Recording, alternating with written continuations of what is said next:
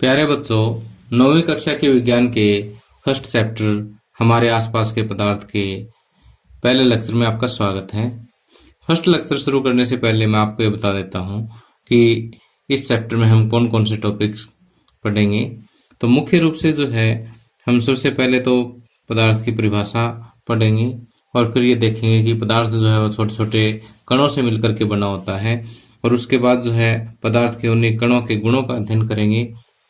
उसके बाद पदार्थ की 3 अवस्थाओं ठोस, द्रव और गैस का अध्ययन करेंगे। इसके अलावा वैज्ञानिक आजकल पदार्थ की 2 अवस्थाएं और भी मानते हैं, उनका भी अध्ययन हम इस चैप्टर के लास्ट में करेंगे।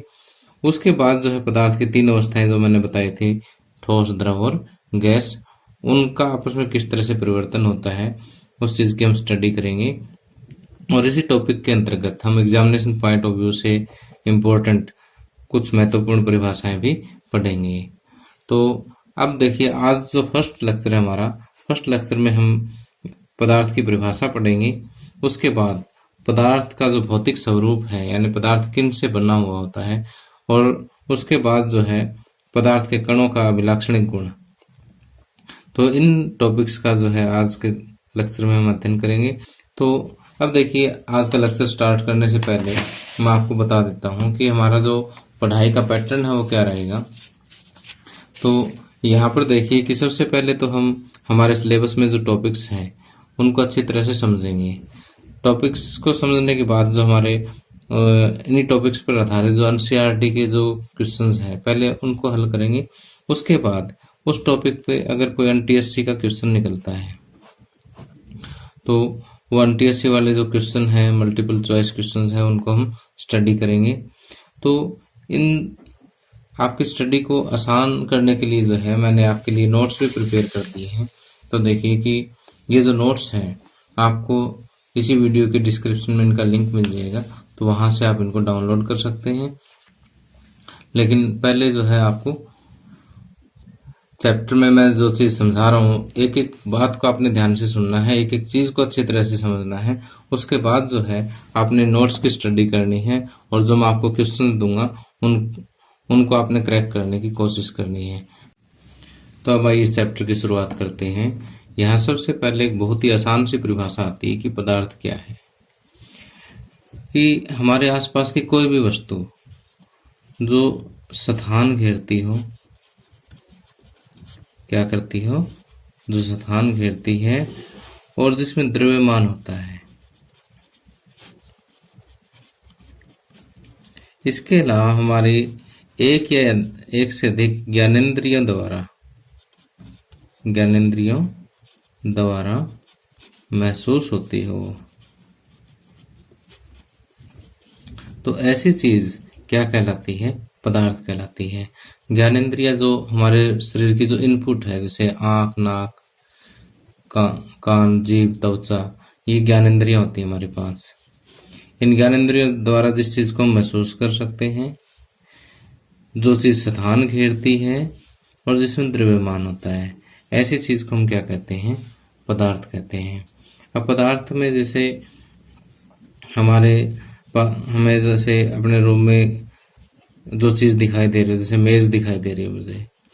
अब मेज पे अगर हम विचार करें तो मेज देखिए स्थान भी घेरती है, मेज में कुछ ना कुछ द्रव्यमान भी होता है, और मेज को हम देख करके, छू करके महसूस कर सकते हैं। तो मेज क्या है, एक पदार्थ है। इसी तरह से पानी भी क्या है, एक पदार्थ है, क्योंकि पानी स्थान घेरता है और उसमें द्रव्यमान भी होता है, हम इसको महसूस भी कर सकते हैं। इसी तरह से हवा। अब देखिए, ये हमें पता है कि हवा भी स्थान घेरती है, हवा को हम महसूस कर सकते हैं, तो हवा भी क्या है, एक पदार्थ है। इसी तरह से हम पदार्थ के और भी बहुत सारे उदाहरण दे सकते हैं। तो अब हम जानते हैं आगे कि पदार्थ का भौतिक स्वरूप क्या है। क्या देखते हैं, पदार्थ का भौतिक स्वरूप, यानी इसकी जो फिजिकल नेचर है वो किस टाइप की है, इसका भौतिक स्वरूप जो है वो किस तरह का है। तो पदार्थ के भौतिक स्वरूपों में सबसे पहले तो हम ये कहते हैं कि पदार्थ जो है, कोई भी पदार्थ हो, छोटे छोटे कणों से मिलकर के बना होता है। पदार्थ कणों से मिलकर के बना होता है। मिलकर बना होता है। और दूसरे नंबर पे हम ये कहते हैं कि ये कण बहुत ही छोटे छोटे होते हैं। ये कण बहुत ही छोटे छोटे होते हैं। तो अभी देखिए हमने पदार्थ के भौतिक स्वरूप में क्या देखा कि पदार्थ कणों से मिलकर बना होता है और ये कण बहुत ही छोटे छोटे होते हैं। तो इन दोनों बातों को समझने के लिए हम एक क्रियाकलाप करते हैं। तो इस क्रियाकलाप में हम क्या करते हैं कि हम पहले तो 100 ml एक बीकर में पानी ले लेते हैं कि ये हमारे पास एक बीकर है और इस बीकर में हमने ये 100 ml पानी ले लिया। क्या ले लिया? 100 ml पानी है। ठीक। उसके बाद हमने क्या किया कि अब देखिए कि हम क्या करते हैं कि इस पानी के अंदर 2 छोटे छोटे पोटासियम परमैंगनेट के क्रिस्टल डाल देते हैं। अब पोटासियम परमैंगनेट के क्रिस्टल जैसे इसके अंदर आएंगे पानी में तो ये पानी जो है पूरा पिंक कलर का हो जाएगा। ठीक। ये सारा पानी क्या है? पिंक कलर का हो जाएगा। अब पोटासियम परमैंगनेट और पानी के इस घोल में से हम क्या करते हैं कि 10 ml घोल बाहर ले लेते हैं। ठीक। अब देखिए कि एक छोटे से बीकर में क्या करते हैं कि 10 ml घोल इसका बाहर ले लेते हैं। ठीक। और उस घोल को जो है एक साफ पानी के बीकर में फिर से डाल देते हैं। मान लेते हैं कि इस साफ पानी में ये 90 मिलीलीटर साफ पानी है, इसमें 10 ml हमने घोल और डाल दिया। ठीक। 10 ml घोल और डालेंगे तो हम देखेंगे कि ये पानी भी क्या हो जाता है? रंगीन हो जाता है। ठीक। ये पानी भी क्या हो जाएगा? रंगीन हो जाएगा। फिर ठीक उसी तरह से यहाँ से फिर हम 10 ml घोल निकालेंगे और आगे फिर 90 ml पानी लेंगे, 90 मिलीलीटर पानी फिर लेंगे, उसमें फिर ये घोल डालेंगे। ये घोल उसमें डालने के बाद यहाँ पर भी हम देखते हैं कि ये पानी भी क्या है? रंगीन हो जाता है। अब इसी तरह से ये प्रोसेस हम 5 से 8 बार अगर रिपीट करते हैं कि यहाँ से फिर 10 ml पानी 10 ml घोल निकाल करके आगे साफ पानी में डालें तो वो पानी भी रंगीन हो जाएगा। तो देखिए हम कितने क्रिस्टल लेके चले थे? सिर्फ 2 ही तो क्रिस्टल लेके चले थे। और वो इस तरह से अगर हम इस प्रोसेस को 8 बार भी रिपीट करते हैं तो 8वीं बार भी आपको पानी जो है कुछ हद तक रंगीन नजर आएगा। इसका मतलब पोटासियम परमैंगनेट जो है बहुत ही छोटे छोटे कणों से मिलकर के बना होता है और ये सारे कण इस पानी में फैल गए। फिर यहाँ से जो हमने 10 ml पानी लिया उसमें बहुत सारे कण आ गए, वो इसमें फैल गए। फिर इसमें से 10 ml लिया, वो सारे उसमें से बहुत सारे कण जो है वो इसमें आ गए। इसका मतलब जो है पोटासियम परमैंगनेट हमने एक पदार्थ का उदाहरण लिया है। इसी तरह से कोई भी पदार्थ हो वो ऐसे बहुत सारे छोटे छोटे कणों से मिलकर के बना हुआ होता है। तो देखिए इस पूरे क्रियाकलाप को जो है मैंने बिल्कुल आसान सी भाषा में नोट्स में लिख दिया है चित्र सहित, और अगर आप चाहें तो स्क्रीन से भी नोट कर सकते हैं, अदरवाइज ये नोट्स भी डाउनलोड कर सकते हैं। तो यहाँ पे लिखना क्या है कि जैसे हमने क्रियाकलाप किया उसी तरह से लिखना कि हमें पोटासियम परमैंगनेट के 2 या 3 क्रिस्टल 100 ml जल में घोल लेने हैं। इस घोल में से पहले 10 ml पानी निकाल करके उसको 90 मिलीलीटर जल के अंदर फिर मिला देना है। ठीक। फिर इसमें से 10 ml घोल जो है वो वापस निकाल के 90 मिलीलीटर जल में फिर मिला देना है। इसी तरह से इस घोल को 5 से 8 बार जो है तनुकृत करना है, इसको डाइल्यूट करना है। ठीक। और जल फिर भी क्या हो जाता है? रंगीन हो जाता है। तो इससे हमें पता लगता है कि पोटासियम परमैंगनेट के बहुत थोड़े से क्रिस्टलों में पानी की बहुत अधिक मात्रा रंगीन हो सकती है। इससे सिद्ध होता है कि पदार्थ जो है वो क्या होता है? छोटे छोटे कणों से मिल करके बना होता है। अब आइए देखते हैं कि पदार्थ के कणों के कौन कौन से अभिलाक्षणिक गुण होते हैं। तो यहाँ सबसे पहले देखिए कि पहला गुण है कि पदार्थ के कणों के बीच में रिक्त स्थान होता है, खाली स्थान होता है। आप एक काम कीजिए कि एक कांच का गिलास लीजिए और उसमें जो है कुछ कंचे रख दीजिए, कंचे गोलियां जो आप खेलते हैं वो अगर आप इसमें रखेंगे तो आपको महसूस होगा कि इनके बीच में जो है क्या है, खाली स्थान है। ठीक उसी तरह से जो है पदार्थ के कणों के बीच में भी खाली स्थान होता है। तो इसको हम एक क्रियाकलाप द्वारा सिद्ध भी कर सकते हैं। कैसे कर सकते हैं कि जैसे कि हम एक बीकर के अंदर कुछ पानी लेते हैं। मान लिया कि 100 ml पानी हमने इस बीकर में ले लिया है। कितना पानी ले लिया है? 100 मिलीलीटर पानी इसके अंदर ले लिया है। ठीक, अब इसमें लगभग 2 चम्मच नमक मिला दो। साधारण नमक जो आप खाने में यूज करते हैं वो वाला नमक जो है, पहले इसका यहाँ पर लेवल नोट कर लो। ठीक, अब 2 चम्मच नमक इसके अंदर मिक्स करने के बाद इसको अच्छी तरह से हिला दो।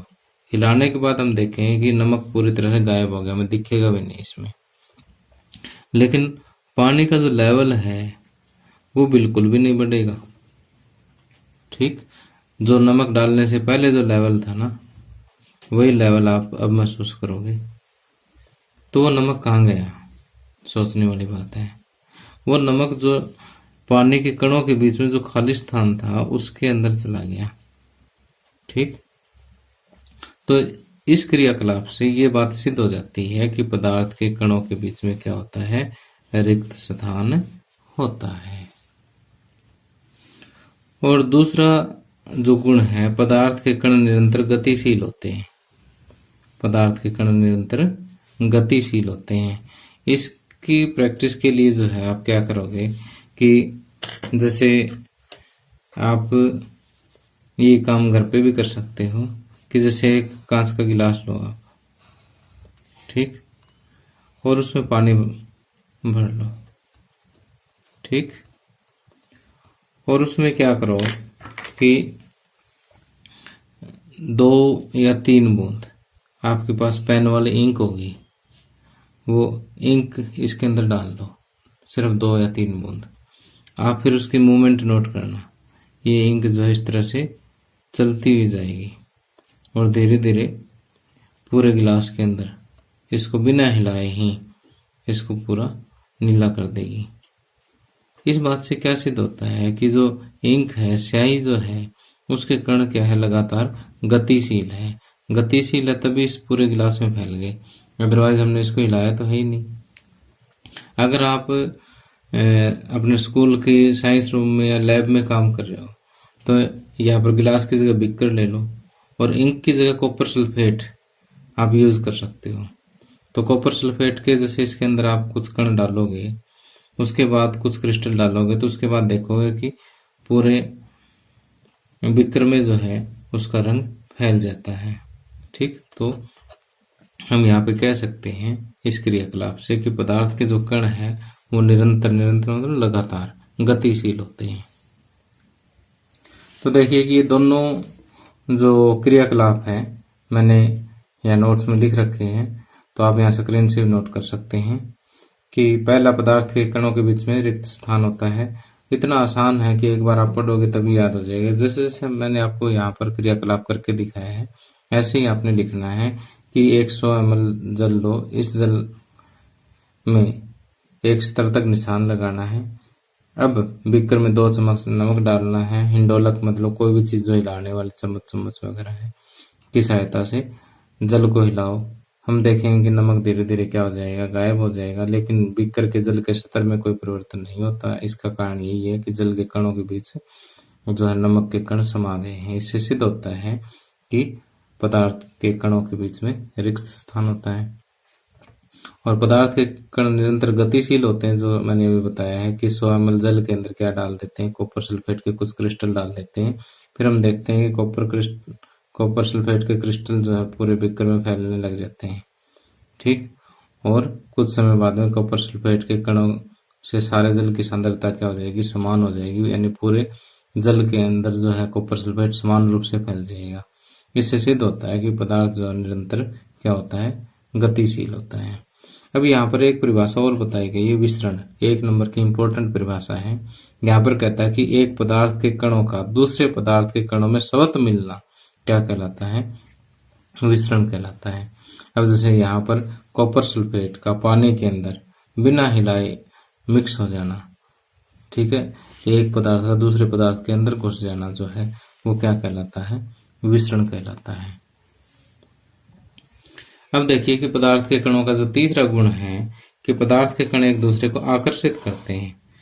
तो देखिए कि पदार्थ के कण जो है वो एक दूसरे के बीच में जो है क्या होता है, एक आकर्षण बल होता है, और इसी बल के कारण ही क्या है कि पदार्थ के कण एक दूसरे के पास पास रहते हैं। अगर ये बल नहीं होगा तो दूर दूर चले जाएंगे। तो हरेक पदार्थ के अंदर इस बल का जो सामर्थ्य है वो अलग अलग होता है। कई पदार्थों में तो ये बल बहुत ही मजबूत होता है और कुछ पदार्थों में बल थोड़ा सा कमजोर होता है। तो अब जैसे मैं यहाँ पर आपको दो उदाहरण देता हूँ, एक तो लकड़ी है और एक पानी है, ठीक।